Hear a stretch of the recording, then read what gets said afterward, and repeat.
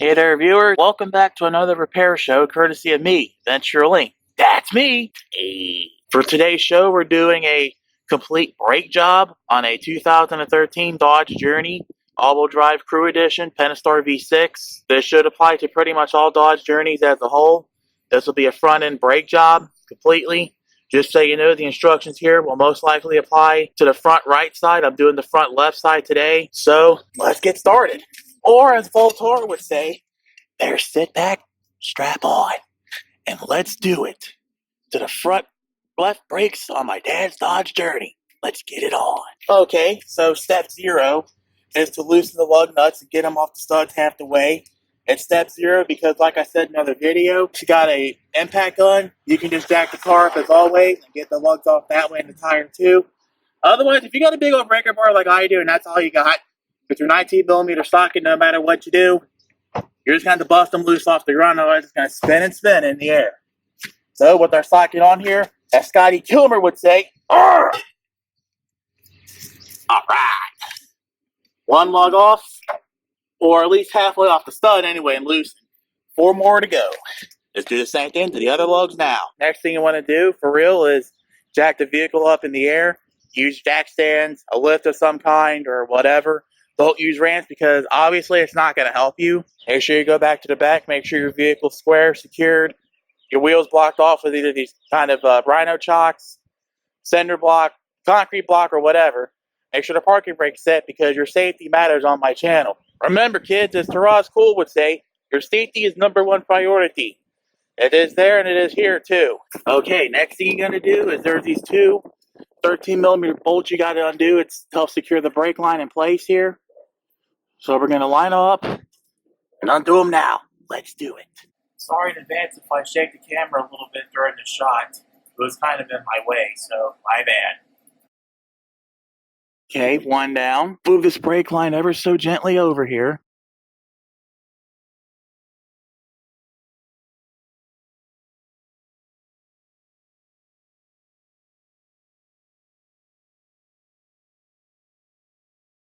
Oh, I suppose it's probably one of these things that's going to stay in here. Or not. Bolts are freed. Now you're free to move this brake line as you see fit. Next thing you want to do, if you don't have an impact gun, you're going to want to use a 15mm socket to get this brake line hose loosened up. Let's do it. Now, if you get a little bit of brake fluid out, that's fine. Just ignore it. Just tighten it up to where it's hand tight. See, just like that, hand tight. That's all you need. Only want to do this though if you don't have an impact gun, because if you got an impact gun, you can always just bust this off anytime in a 15mm socket. Okay, there's 2 brake caliper bolts here. There's one right here, and there's one up here. They're both 13mm. I'm going to try to see if I can't loosen these bolts up and they get this caliper off without prying it, because I can't seem to get a good spot to pry it off here. Let's do it. One's off.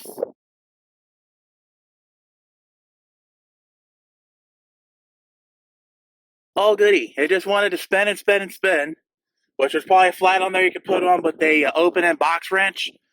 But as you saw, I got the caliper off now. If I can just get it off this bolt here, that would be great. Got a vice grip on here.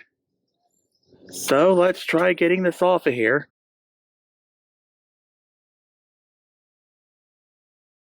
Well, looks like it's working. Think I got it. All right. And as you saw, this thing's going to just easily come off here. So, yeah. Now it's time to mount it to the strut with a bungee cord. Let's do it. Now with the caliper securely tied off up there on the strut. Hold up. Okay, tipster references aside, I already see a problem here as a quick side note. As you can see, this back pad here is like right on the rotor here. Yet this outer pad here where my thumb is still has some meat left on it. And then when you look at these pistons really carefully, you can see one slightly lower than the other.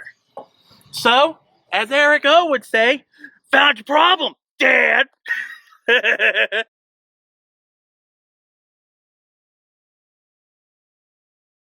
Hey viewers, I decided to show you a little bit of bonus content here. As you can see where my fingers are, That's the outside pad. Where my palm is the inside pad. You can barely see it. It's more apparent in real life than it is on cam here, but I'll get to it as best as I can. As you can see, it's starting to barely start to slant, from top to bottom. It's starting to slant here. Additionally, it's slightly apparent, like I said, in real life than it is on cam, but the inside piston here, the left one, was sticking out a little bit more than the right. So the same nonsense I was dealing with on the left side is now starting to get started on the right side too. So, I guess I found your problem, Dad. All we got left is these two 21mm bolts here. There's one here, and there's one up here. Let's do it. Okay. Now that I got it going the right way, might want to try this with the breaker bar a few times here.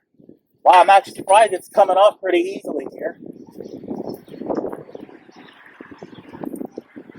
Try to see if I get to that bottom one, I suppose. I think I just get the rest of them with my ratchet here. Good, good. I don't know if y'all can see it because it's on and all that, but I'm on the bottom bolt now. And it's coming out just as easily as the other one. Possibly even a little more so. Alright, I'm actually getting this off by hand here. I don't need no stinking ratchet. I gotta get this off by hand. Let's do it. Well, the upper one needs a little bit more persuasion. So I suppose I'll just give it that persuasion here. Now it's coming off easy.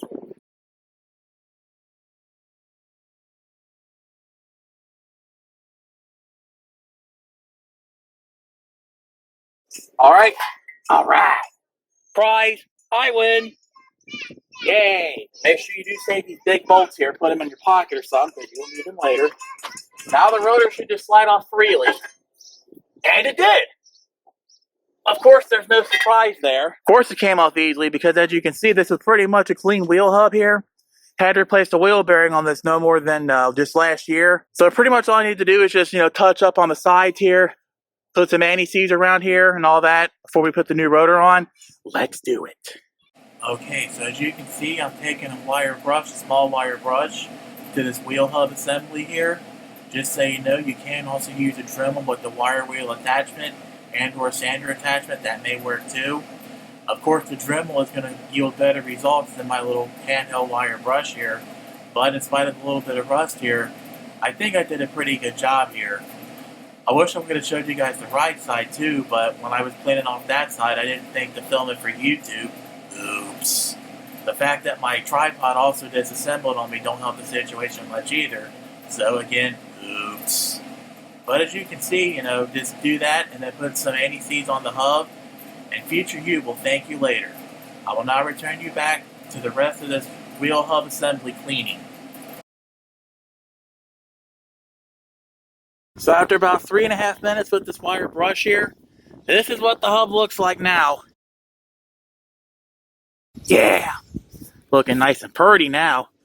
As if it didn't already look pretty before. I've seen worse, I've seen better. So with that being said, let's get ready to put some anti-sieze on and put the rotor on. Just putting some anti-sieze on this wheel hub here.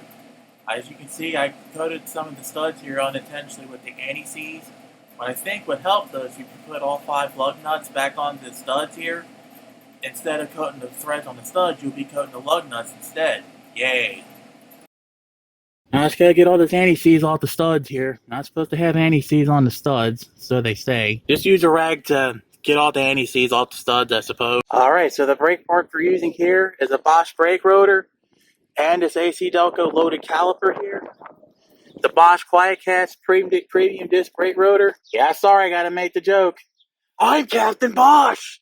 I'm Captain Bosch von Ronsenberger Damaska! Don't listen to Andor's lies! Bosch lives! Well, we'll see how well he lives after about, say, 10,000 or 20,000 miles. We'll see how he lives then, because I do a lot of grub hubbing and all that too on the side. Alright, hold up. Okay, with that out of the way, if you want to save some money, here I am at O'Reilly's. Yeah, O'Reilly Auto Parts. they turn brake drums and rotors. So just so you know, the minimum thickness for a brake rotor on a Dodge Journey, or at least the 330 millimeter versions of these rotors, is like 26.4 millimeters, and for the maximum thickness, it's like 28.13 millimeters with a run out of 0.05 millimeters. So yeah, I thought I'd share this quick tip in the video. Hold up. Alright, keeping the spirit of old tipster alive, here's the real brake caliper that you'll need if you have the dual piston calipers like I do. I got these at O'Reilly's. Part number for the front right or passenger side brake. But for what it's worth, this is the side of the box that it looks like, and this is what it looks like. Just so you know, I do believe that this bleed screw here that holds the brake line to the caliper, this is 11 inches. This bleeder is also 11 inches. I cracked these loose off cam, which has a quick tip. You know what I'm saying? You should just make sure you can break this loose because you will need it later. You also make sure you want to move this around. I do believe these are 15 millimeters though on each side that holds the caliper to the pad bracket. Here 15 millimeters. So yeah, now we got to do some surgery here to get it prepared to put on the vehicle.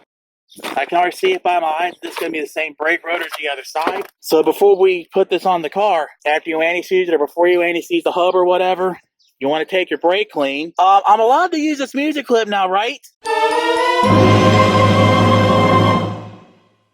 So with that being said, we're going to spray both sides of the brake rotor here. There is this film that they put on from the factory to prevent rust. Leaving this film on here can and will impact the brake performance and possibly screw your pads up and all that. So it's for the best to just use some brake clean and spray both sides of this rotor. Of course, you should probably wash your hands before you handle this rotor, by the way.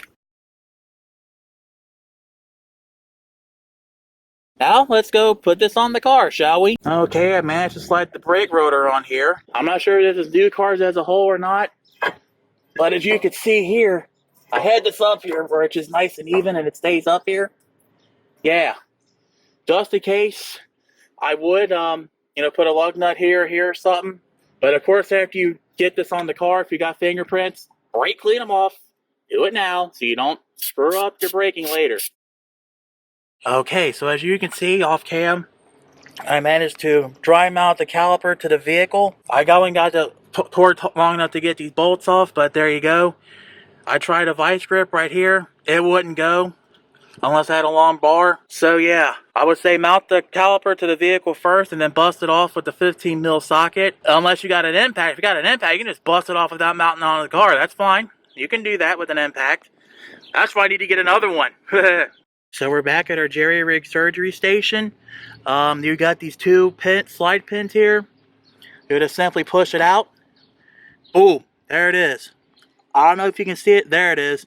It looks like it's like lightly lubricated, but to be sure, I'm going to go ahead and lube these slide pins up. If you got, a thing of brake lube, that comes in a can that kind of looks like this. You know what I'm saying? This is actually anti-sieze. You don't use this. But I have seen brake lube come like this, and you can just twist off the top and apply and just brush on your lube from there. But unfortunately, I got one of these little packets here, so I'm just going to go ahead and take the packet and then squirt some brake lube liberally along the top side, turn it over, put it on the hat on the other side. Then when you're done, you just slide it in, boom, until you get that little compression of the boot here or click or whatever noise it'll make. So go on ahead and lube your slide pins now. I got my Akobono brake pads. I kind of unboxed them. There they are there. Just so you know, it comes with these little pins here. These little supports you push into here. These come with it. And just so you know, the O'Reilly brake caliper also comes with it. So pretty much what you want to do here is take some anti-sieze, put some in here, put some in here, and then put your little pins in, and boom. With the pad bracket and the pads already loaded in, just so you know, with these little guide pins here, this part faces outwards on both sides. And to get the brake pads into the hole, get it back home, you just go it in like an angle, like say 45 degrees or whatever. Make sure it gets into this hole here, slides in here, boom, as Taraz Cool would say. Now, to mount the pad bracket and the caliper back on the car, see these two bolts back here? These 21 millimeters, they get tightened down to 125 foot-pounds So while you don't got the caliper on here, this would be a good time to sneak a torque wrench in here. Then after that, these 2 bolts right here for the guide pins, one here, one down here, these are 26 foot-pounds. As a quick tip before you transplant your brake line onto the new caliper here, you can always use some like hose on your little clampers here, your vice grips. Put one on here, put one on here. Personally, I bought 15/16 crankshaft vacuum hose here. You can use anything like a heater core lines if they're rubber, coolant lines, fuel lines, anything. But personally, I'm using these crankshaft vacuum hoses here. They seem to be holding pretty good. So that was a quick tip so you can make your life a little easier. And now comes the time where we transplant the brake line from the caliper to the new caliper.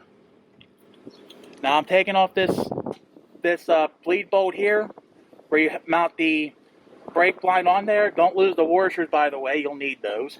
Remember, this one here is 15 millimeters, so I'm going ahead and bust this loose.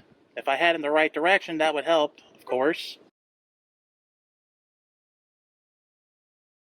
Be careful, you will lose brake fluid here, just so you know. Don't be alarmed.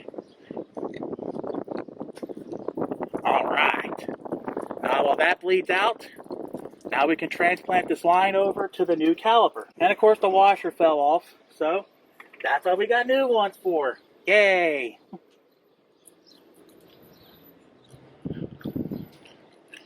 Just stack the washers. I believe you stack them up like this. Tuck it all in here. Ooh, sorry that it fell over, but it looks like this. Now we just go ahead and tighten this down. Alright, that's good. Now if you come up to the top here, you want to check your brake fluid. Make sure you top that off as necessary so you don't get unnecessary air in the system. With the brake caliper fully mounted, the line translated to the new caliper, now it's time to bleed the air. Just so you know, if you're only bleeding this one side here, which is what I'm going to show you guys for this video, is just this front run tire here. All you got to do, just bleed that side, boom, you're back on the road. Now, say if you wanted to do like more brakes and all that, well, that's a good question. You'll start from the right rear, front right, and front left. Like I said, I'll draw a Z pattern on here to show you what it looks like. You pretty much just, you'll have a partner, you pump the brakes like say 3 or 4 times. After that, you tell them to hold it. You'll crack the bleeder open, then close it. You'll pretty much lather, rinse, and repeat until you get a steady stream of fluid out. Once you get that steady stream of fluid out, bleed it one more time just to make sure you're getting fluid. If you're getting fluid again, then congratulations, good for you. The brakes are now bled and you're good to go. Just so you know, you may also want to top off your brake fluid as you go and keep an eye on that. Now with the car on the ground and the wheel torque, just so you know, the torque spec is 100 foot-pounds. Time to go out and take it for a test drive. I'm sure there's a way to actually properly break in brake pads, but personally, I just know go 25 miles an hour, come to a gentle stop, do a few gentle stops, then come to a full stop, then take it out like say 35, 40 miles an hour, then do a full stop. Assuming no one's behind you, of course. Now, before you do take off, please, for the love of all that is holy, make sure you pump the brake pedal a few times before you get the engine started.